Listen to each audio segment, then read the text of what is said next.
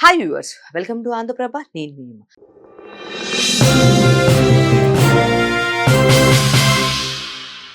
Prince Mahesh Rajamouli కాంబోలో action adventure movie రాబోతుంది. అయితే ప్రెసెంట్ ప్రతి ఒక్కరిలోనూ ఒకటే క్వశ్చన్, జక్కన్న ట్రెండ్ సెట్టరా లేక ఫాలోవరా అని ఆడియన్స్ ఇలా అనుకోవడానికి రీజన్స్ ఏంటో మనం కూడా ఒక లుక్ వేసేద్దాం.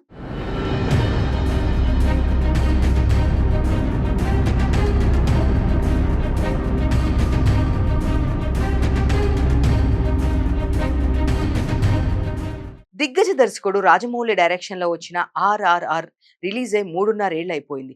ఇన్ని రోజులకైనా ప్రిన్స్ మహేష్ బాబుతో ప్రాజెక్ట్ ని అనౌన్స్ చేశారు. ఒక టైంలో యాక్షన్ ఎంటర్టైనర్ రాబోతుందని, ఆ తర్వాత జేమ్స్ బాండ్ తరహాలో సినిమా చేస్తారని టాక్ వినిపించింది. కానీ ప్రెసెంట్ ఆ అంచనాలన్నీ మారిపోయాయి. చివరకు వారణాసి బ్యాక్ డ్రాప్ లో సాగే అడ్వెంచరస్ కథలో మహేష్ నటిస్తున్నారని తెలుస్తుంది. ప్రపంచానికి చుట్టూ వచ్చే సాహసుకుడి పాత్రలో ఆయన కనిపించనున్నారని, భారీ బడ్జెట్ తో రాబోతున్న ఈ మూవీపై హైప్స్ మాత్రం ఓ రేంజ్ లో క్రియేట్ అవుతుంది.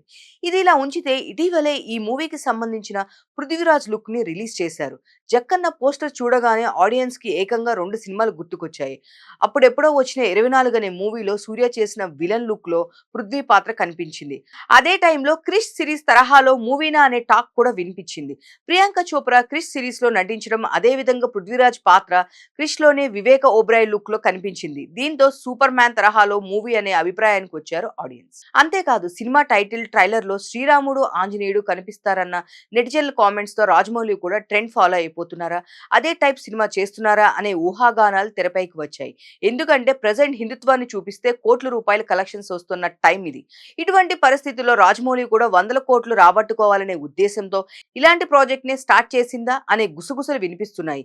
ఇది ఇలా ఉంచితే ఇటీవల వచ్చిన కార్తికేయ 2, హనుమాన్, కల్కి, మిరాయ్ ఇలా తెలుగు సినిమాలన్నీ హిందుత్వాన్ని ఏదో ఒక రకంగా వాడాయి. 100 కోట్ల పాన్ ఇండియా మూవీస్ గా నిలిచాయి కూడా. మరి అలాంటప్పుడు ట్రెండ్ లోనే రాజమౌళి కూడా దేవుళ్ళని రక్షించే హీరోయిజాన్ని, లేదంటే హీరోకి దేవుళ్ళ అండనే పాయింట్ తో ఈ వారణాసి మూవీ ఉంటే మాత్రం ఆయన ట్రెండ్ సెట్ చేసినట్లు కాదు, ట్రెండ్ ని ఫాలో అయినట్లు. అలా కాకుండా ఇండియన్ జోన్స్ సిరీస్ తరహాలో ఈ మూవీని ప్రెజెంట్ చేస్తే మాత్రం జక్కన్న ట్రెండ్ సెట్ చేసినట్టు డైరెక్ట్ గా నిలుస్తారు. ఈ నిజానికి హాలీవుడ్ ఈ ఇండియన్ జోన్స్ మూవీస్ బాగుంటాయి. ఒకవైపు యాక్షన్, మరోవైపు ఫిక్షన్ ని ఫిక్స్ చేసి క్లాసిక్ గా నిలుస్తాయి.